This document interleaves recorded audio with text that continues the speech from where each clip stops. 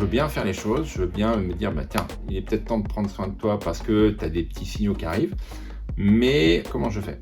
Comment j'intègre ça dans mon emploi du temps et ma vie quotidienne? Il y a un package complet qui va me dire déjà, est-ce que je vais bien? Et puis deux, si je vais pas bien, qu'est-ce qu'il faudra faire? Et puis comment?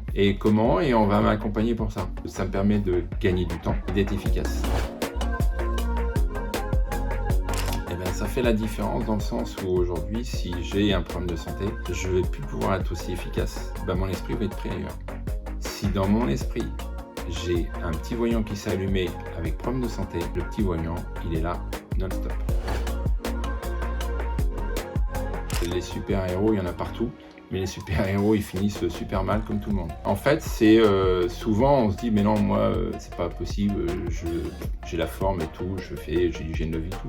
Ça veut rien dire, parce qu'ils ont peur de ce qu'on pourrait leur annoncer. Donc, politique de l'autruche, la tête dans le sable, et tout va bien. Sauf que le jour où ça va se révéler, malheureusement, c'est trop tard. Alors, le chef d'entreprise qui me dit, j'en ai pas besoin, je pense qu'au contraire, si, c'est vous qu'en avez besoin. Si on est un vrai bon chef d'entreprise, on ne se pose même pas cette question. On va chercher ce qui est de mieux. Parce que derrière, on fait prendre un risque à tout le monde, on fait prendre un risque à tous ses collaborateurs, à toutes ses équipes, à sa famille, à ses enfants, à tout le monde. Parce que finalement, quand on est chef d'entreprise, on se dit j'ai monté tout ça, il y a tout un écosystème autour de moi, et que si j'arrête, l'écosystème s'arrête. Je ne saurais même pas vous dire combien ça m'a coûté. Par contre, je pourrais vous dire combien ça m'a rapporté. On se ment à soi-même en fait.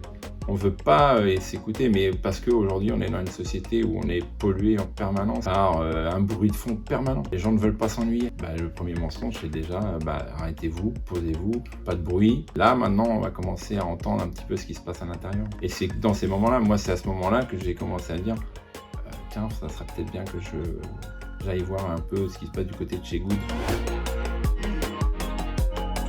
Je suis content de l'avoir fait. Et je suis content d'y être et je suis content d'y rester parce que je sais que derrière, j'ai évité d'aller trop loin. En fait, dans la persuasion de tout va bien, j'ai évité d'aller trop loin, dans une zone de non-retour. Ou alors, si à un moment donné, il y a un retour, mais avec des séquelles qui font que vous vous dites, tiens, dans la vie, je peux plus faire ça, je peux plus faire ça, je peux plus faire ça. Et là, c'est chaud.